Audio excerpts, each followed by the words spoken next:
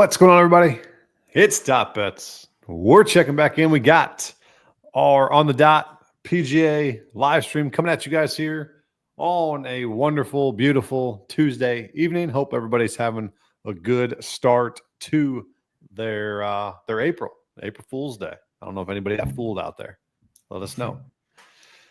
But appreciate you guys tuning in. I don't even know. This is like the 10th or 12th stream or 15th or millionth. I don't know. How many streams have we done this season? Done every dang tournament. We keep rolling. And as you know, next week is our Super Bowl, the Masters.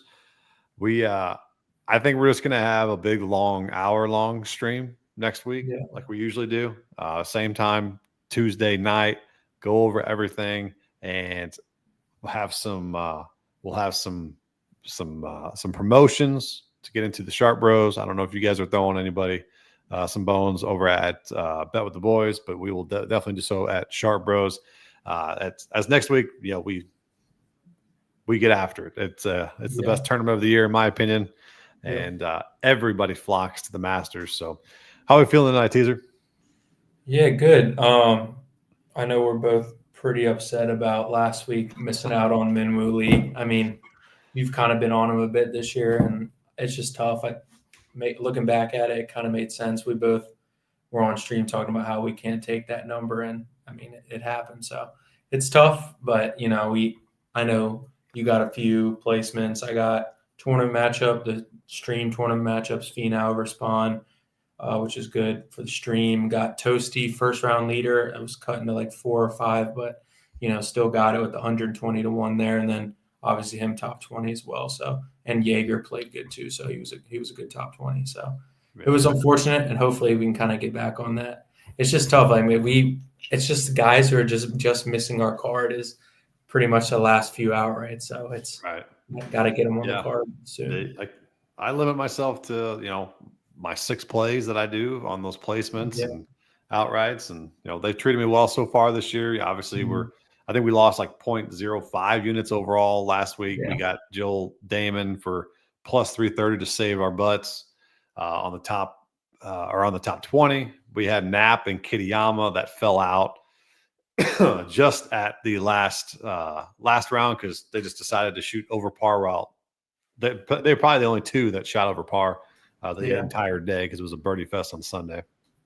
But Minwoo, that was a community win for golf Twitter, and kudos to everybody who backed him. But I don't know, maybe you could just spray it and didn't really care where it was at. But basically, excuse me. But we will we move into the Valero Texas Open. Used to be not a fun tournament to bet on with the matchups. He changed that. Now it's a standard format, and you've gotten a better field as people use this as a tune-up for the Masters. So we definitely have some good talent as we leads the way with Ludwig, Corey Connors. You got all types of elite golfers in the field. It's a little bit top heavy, as some are preparing for the Masters next week. But so if you have not tuned in before, we're close to 200 subscribers. I think we're at 198. So if you guys are watching and you have not subscribed, hit that subscribe button. It's free. Literally does not take you more than 2 seconds. So please do so. We'd appreciate it. As we have grown our viewership over the years, we appreciate you guys tuning in each and every week. Hopefully you learn one new thing each and every stream that you guys have tuned in. That's the goal for us. All right. So the Valero Texas Open. What are we looking for this week? What's the score you think should be there? I don't know if it's a birdie fest. I don't know if it's going to be tough with the wind. Well, what are you thinking this week, Teaser? I think definitely another birdie fest. I know we saw last week. Usually last week plays hard, but I mean it was a birdie fest with the soft conditions and all that. But I mean this one's another. I think it's top 10 longest course on tour. I think it's 7,400 yards, par 72. But I mean it's pretty easy. It's just like last week. There's really nothing outside of the fairways. The rough isn't very penalizing at all. And, the rough around the greens isn't really penalizing either. Accurate ball strikers with good short game are good here. I think driving actually does play a little more important than distance this week, even though it's pretty simple for them to play out of the rough. But multiple top 15 finishes here. Charlie Hoffman, which will be a popular name this week. You'll see him a lot, cards on Twitter. Matsuyama, Connors, who won a few years ago, Siwoo, Jordan, Spieth, Kuchar, Kirk, and Adam Schenk. And then top 10 strokes gained total course history, Spieth, Connors, Stevens, McCarthy, Kirk, Batia, who won last year, and Gary Woodland, who, shout out to him last week with a top 2 there. He's coming back into form a little bit after what he went through there. But course comps, there's not too many. This is kind of like a weird course where there's not too much at Plays Lake. I think the only really one I saw was the Fortinet, which was like Silverado. They played in the fall, tight fairways with tree lined, as it's really only hazard and lack of rough. So it's going to be a birdie fest. Key stats is every week strokes gained approach, good drives gained, strokes gained around the greens, and bogey avoidance as well. Yeah, it is definitely. I think it'll be more of a birdie fest, depending on how much wind. There is supposed to be some type of weather system coming in Thursday, and if that's the case, and it softens it up even more, and lessens the wind at all. This could be a nice little birdie fest. It was a 2-man race last year with Batia and McCarthy basically being -20 and -21 going to some playoff holes. I don't know if it'll be that high. I'm thinking mid-teens. I would say 12 to 15 is probably a good guesstimate there of what the winning score would be. But I do think you need to be pretty good around the greens, be able to scramble here. And you don't have to be necessarily straight off the tee, but you definitely need to be a little bit more accurate than long here. So I definitely like that. And that's kind of leads us into our, as we talk about our outrights here, have not hit our outrights. I would think, what is it? 2 or 3? I think we're a three-week stretch here, but we are due. So let's dive into some outrights. If you guys are here, let us know. We'd appreciate you guys. If you guys are here, say what's up. If you guys, shout out to MLB. It's back. We have home run parlays. It's Dinger Tuesday. If anybody's sweating out those, I know Kentown Sharp Bros killing the strikeouts parlays in the Discord. Man's the GOAT at that. He's really, really good. So make sure you guys are tuning in whenever he's posting those plays in the Discord. But yeah, so to the outrights here, it starts off with Ludwig at 12-1, a crazy number here on Corey Connors, 16-1, Fleetwood 16-1, Cantlay 18-1, Spieth and Hideki at 20-1. Any of those 5 or 6 stand out to you at the top of the leaderboard here that can get it done? Yeah, I mean, I don't think you're going to see a lot of outrights on these 5. I think I saw a few Jordan Spieths on there. Yeah, I don't think you're going to see much of the top 4. Maybe a few Cantlays, but out of that group, I probably would. I mean, we talked about it before stream. I didn't even really think of him, but the Hideki at 20-1 is actually a pretty good number for him. Obviously, I think that's a lot better than Corey Connors at 16-1, and even Fleetwood 16-1. So, I mean, he's top 3 in the model that we have here. Par 5 average, he's top 10. Strokes gained total is last 36. I think he's top 10. Tee to green, he's top 10. He always has a great short game, top 5. And then the key one here, comp. Honestly, strokes gained total in windy conditions, he's top 5. So he really checks out this week. Comp, course history, everything like that. So if you just scroll across the board there, it's pretty much everything's top 20 that you want for this week. I think the tournament history isn't that great. I think he has 2 top 20s and a withdrawal from 2022. But yeah, I mean, I think that's where a good place to start on the top of the board. I think he's going to be less owned out of the major guys just for, not a lot of chalk. So I got to learn how to stay away from chalk, man. It just gets me every week. It's a thing. Like last week, Tony Finau chalk didn't really go great. So I think Yeah, he's going to go under the radar this week. I'm kind of mad at myself for that, and I kind of let it flow the way it flowed last week to him.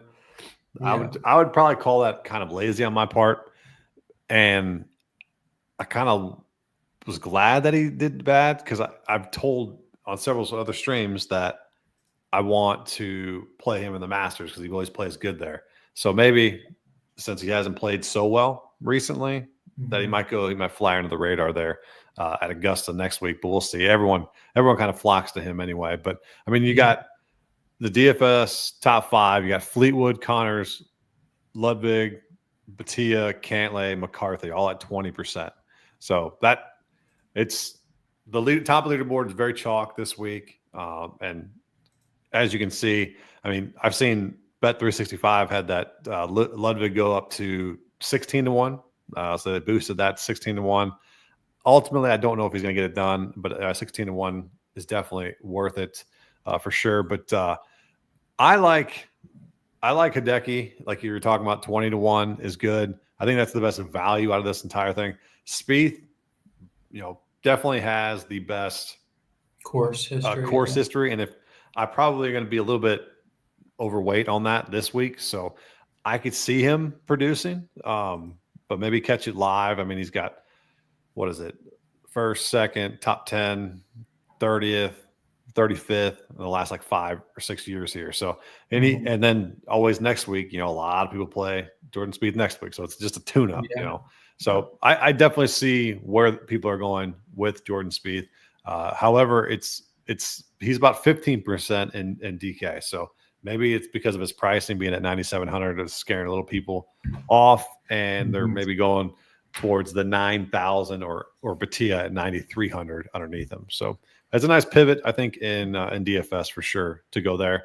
Another guy as we go down the outright board, you got Batia, Bradley, McCarthy, Berger, and Siwoo Kim, and then Tony Finau. Siwoo Kim, I know you said you want to go back to him, but I think he's dead to me after what he did to me last week. Yeah. But then the other guy, I think in this, obviously Batia's defending it in great form. You can't go wrong going to him. But I think I like Keegan Bradley in this group the best. He's got a pretty good course history here. Recent form is great. He's got T9, 37th, 45th, T23, top 10 and 8th, tied for 8th, and a cut back in 17. So he's played the course, and I think it's a pretty good spot here for Keegan to do well. Any in that group that stands out to you? Yeah, I think this is a good group. I mean, the one that's crazy to me is Denny McCarthy at 28-1, a guy who's literally never won before. I think this is just recency bias on last year. He did good and took Batia to that or playoff or tried to chase him down there. But that's ridiculous at that price. Never would take a 28-1 on Denny McCarthy. I think my favorite, I'm probably going to stay. I haven't really decided on Berger because everyone is on him this week. He doesn't play this course particularly well, but he's been one of the most consistent golfers this year. He's been coming back from injury and he's been playing great. So I haven't really decided on him. You mentioned Keegan. I do like him. Yeah. He's always, I think, a good play in fields like these. But, I mean, you mentioned him also, Siwoo. I think I got to go back to him this week. I don't know what I'm going to do with him yet, but like we said, I was a week early on him maybe. That's my thinking. Last week, the miscut. So hard to go back to him, but yeah. It is. But that's what we got to do. We always say that. And this is the week to do it. I'm not going to have much on this week. I'm not expecting to, hit big. I'm going into next week. So the course history is there, top 14 in course history. I think he has a few top 20s. It's just this guy, I mean, he's been playing pretty decent besides the miscut last week. He kind of just, he has 3 wins on the PGA Tour, and it's not like he's coming in hot to those wins. He's kind of just a guy where you take a stab at him and, roll with it. He doesn't usually miss 2 cuts in a row. That's my thinking with that. So hopefully he'll be there playing the weekend and being. Yeah, definitely there. 35-1's a pretty good number. Right. We got Durr Productions. What's up, buddy? He says, let's get some wins this week so we can hammer some Masters bets next week. That's a brilliant idea.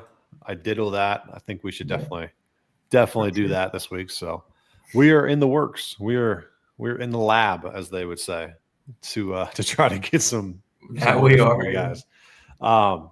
Next group, we got Keith Mitchell, Tom Kim, Sam Burns, Bud Cauley, Maverick McNeely, Ben Douchebag Griffin. We out of this one, I just tend to favor Keith Mitchell, and he just continues to burn my ass. And then other than that, I think Burns has got a lot of upside at 45-1. Yeah, that's intriguing, actually. That's how bad he's been playing when he's under. He's kind of like the Hovland of this tournament, where it's the best value, but he could also miss the cut by 15 strokes, or he could blow everybody away and win. Kind of like Hovland did earlier. So I think that he's the wild card there. And if you have extra bankroll, throw him as an outright, throw some sprinkle on that, and see if you get maybe a first round leader out of it too.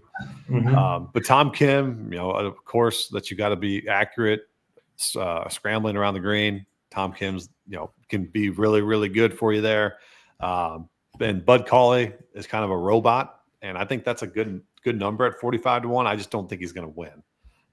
He could. I think he could compete and be up there this week, but to ultimately win, I just don't see that happening with Bud Cauley. Anybody in this group that stands out for you? Yeah, I mean, Tom Kim intrigues me. Like, he hits fairways, but he's been putting and chipping horrendous. That's kind of what what's been keeping him. Like, he's been leading tournaments almost in strokes gained approach and the players, and he doesn't even sniff the top 20. So I just don't know. Like, 40-1's a good number. I don't know if he's touchable right now. I don't know. I think Ben Griffin might be a little intriguing. I mean, this is like his 14th week in a row, teeing it up. So, which is kind of insane. I think he's working to get into next week. So, that's always a good, good card to play in one of these, because we always see it on Saturday, Sunday, where we see a post like, if they win, they get into the Masters, and you're like, oh, why didn't I bet him? So right. He's one of those guys that has an incentive to try to get in the Masters. I don't mind him. But yeah. Then we go down. We got Gary Woodland, 50-1, played incredible last week, and has a really, really good track record here too. You're going to see a ton of people on him. I think he's already been boosted, or cut his odds in half or something like that. But that's a tough one for me. I think that's the one where. Oh, that's the chalk that you just. You're a week late on him. Yeah, exactly. Yeah. So you just stay far, far away from Woodland. And hey, if he does well again, I think it's a feel good story for him. And I just can't bet him to win it. Last week, if you were sweating that outright with him, that was pretty wild. Yeah. The guy below him, we got Sam Stevens, Harry Hall, Hodges, Kitayama, and Knapp.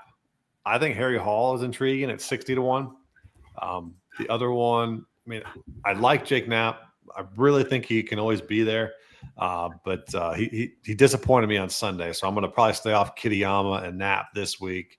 What do you think about that group? Yeah, I don't think Kitayama is really takeable at this point. Another guy people are I think he's the number one bet on golf Twitter, is Lee Hodges for some reason. I'm trying to figure it out right now, like 60-1. He did have an 11th last week and gained throughout the bag on everything. Maybe people see that. Doesn't have great course history here. I think he does have a 6 here and 2 missed cuts. So, I mean, with him, it's always boom or bust. He's either going to get a top 10 or he's going to miss the cut. Right. It's kind of what you see with Lee Hodges. So, yeah, I mean, I guess I don't mind him in that group.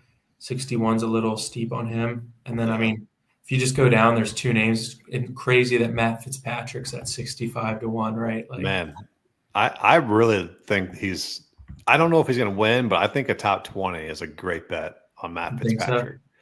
So? He got 10th here last year, and not the greatest of form coming off a cut at the Players. Horrible. But he's got a 49th at the Genesis, 22nd at Arnold. He just hasn't played a lot. But he did play TGL a ton, and I thought he was okay at TGL. wasn't great, but it kept him in the loop. And maybe he's one of those guys that starts off this year kind of getting, slowing into it, and then kind of ramps it up after before we, the Masters obviously next week. And I think he's one of those guys that he's competed there before. And I think he uses like these first several months as a tune-up and then gets ready. So he's a guy I think you look out for at 65-1. I don't think it's an outright number. I think he's more of a top 20 number, which I think if we're close, he's at plus 240 for top 20. I think that's not a bad number there. And then the other guy down here that I like would be Chris Kirk. If I'm playing the course history, he's got last 3 times he's played 6th, 35th, and 10th. He's got 4 top 10 finishes here in his career, and only 1 cut. So if we're weighing course history over a lot of other factors this week, Kirk makes a ton of sense there at 80-1. So, any other long shots that you're thinking of down here? Yeah, how about your boy Cam Young, 100-1? Do that. I just saw that. Yeah, he's I guess to say the least, he's not doing too well. I don't know what got into him. He wasn't even playing bad at TGL. Like, he kind of was playing decent there, and this is a recent form. He has a cut at Valspar, 61st at Players, missed cut, Arnold Palmer, missed cut, a 12th, a 72nd, and a missed cut. Wow. So, I don't know what's going on with him. I think it's just he's got to figure it out. I definitely wouldn't touch him ever right now.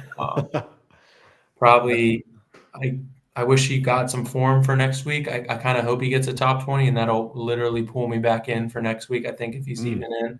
But a couple 70-1s, Rico Hoey and Alex Smalley, 2 guys in decent form. I like Rico Hoey a lot. Last week wasn't on his top 20, of course, and he gets an 11th because he actually learned how to putt a little bit. So he's always a guy who maybe if you can grab some form with a putter, he's good. And then another guy I've seen a lot of is Victor Perez. Yeah, he played well last week. He did. Yeah. So he's another guy. Yeah.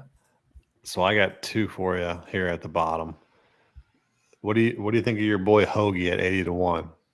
Another guy I don't hate either. Yeah. If you chat, if teaser is on Hoagie or mentions Hoagie in a stream, you play Tom Hoagie. So he will be on my card at some facet, 12, some way. 12 here. He hasn't played in a while here, but I mean, kind of a course fit for him. A third at the Players, obviously always plays there, but this is another course that fits him.